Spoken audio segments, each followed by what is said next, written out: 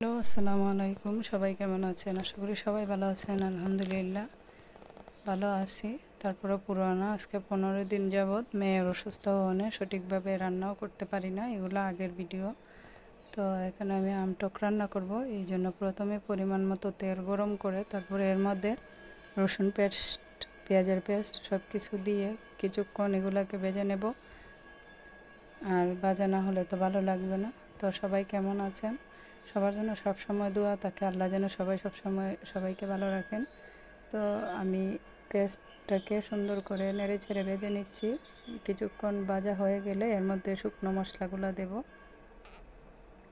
তো যারা ইউটিউব থেকে দেখবেন অবশ্যই আমার চ্যানেলটাকে সাবস্ক্রাইব করে রাখবেন, যাতে করে নতুন ভিডিও দিলে আপনারা খুব সহজে লিংক পেয়ে যান। তো জানি না কেমন লাগে, তো অবশ্যই যারা ইউটিউবে আছেন অবশ্যই আমাকেও একটু সাপোর্ট দেবেন। আসলে যারা এগুলোর মধ্যে আছে তারা কিন্তু আসলে ইচ্ছা করে আসে না, অনেক কষ্ট, অল্প রান্না করতেও কিন্তু অনেক কষ্ট লাগে। তো এই তো শুকনো মশলাগুলো দিয়ে দিলাম, হলুদের গুঁড়া, মরিচের গুঁড়া, ধনিয়ার গুঁড়া আর পরিমাণ মতো লবণ দিয়ে এখন মশলাটাকে ভালো করে কুসুম গরম পানি দিয়ে কষিয়ে নেব। আর যে কোনো রান্না আসলে কষানোর কাছেই মজা হয়। তো সুন্দর করে কষিয়ে নিচ্ছি। কষিয়ে নেওয়া হয়ে গেলে এর মধ্যে 4-5টা ফালি করা কাঁচামরিচ দিয়ে দেব। কাঁচামরিচ দেওয়ার পরে কিছুটা আবার নেড়ে ছেড়ে দিয়ে এখন আমগুলা দিয়ে দেব। আর আমটাকে এইভাবে রান্না করাটা বেশি ভালো লাগে। আমি কেন মাছ ভেজে না, কাঁচা মাছটাই ব্যবহার করব। তো আমগুলা দিয়ে সুন্দর করে কষিয়ে নিচ্ছি। সুন্দর করে কষানো হয়ে গেলে এর মধ্যে মাছগুলা দিয়ে দিব। আর যেহেতু কাঁচা মাছটা ব্যবহার করব, একটু তাড়াতাড়ি দিয়ে দেব, যাতে করে লবণ একদম সব কিছু ভালো করে মাছের ভিতরেও প্রবেশ করতে পারে।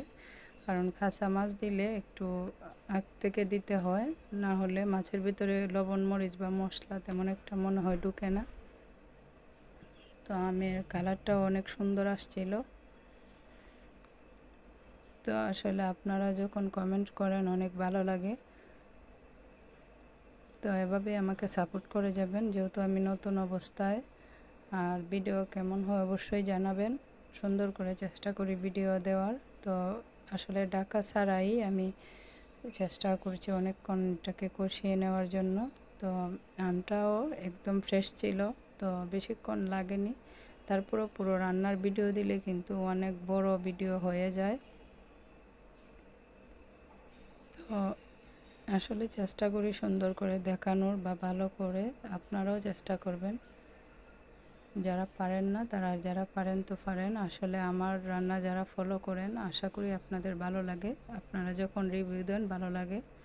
তো এই তো ভালো করে কষিয়ে নেওয়া হয়ে গেলে এখানে আমি মাছগুলা দিয়ে দিলাম। আর মাছগুলা দিয়ে সুন্দর করে মাছগুলাকেও আমের সঙ্গে ভালো করে মশলার সঙ্গে মিশিয়ে নেব। আর মিশিয়ে নেওয়া হয়ে গেলে কিছুক্ষণের জন্য রেখে দেব, যাতে করে মাছটা সিদ্ধ হয়ে যায়। আর মাছটা সিদ্ধ হওয়ার জন্য একটু ঢাকনাটা দিয়ে দেব।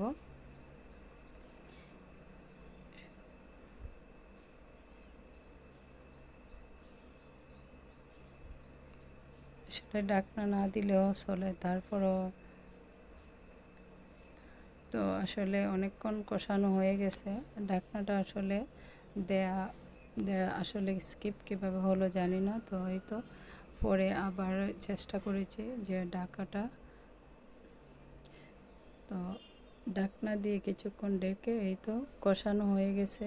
এখন আমি এর মধ্যে ঝোলটা দিয়ে দেব। আর আমটক রান্নার ক্ষেত্রে এইভাবে পাতলা করে কিছুটা ঝোল হলে অনেক ভালো লাগে খেতে।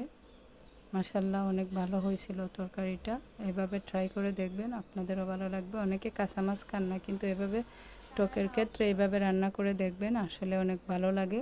তো রান্নাটা প্রায় হয়ে আসছে, আর কিছু দেওয়ার নাই। শুধু এই পর্যায়ে ধনিয়া পাতা যারা দিবেন ধনিয়া পাতা দিতে পারেন।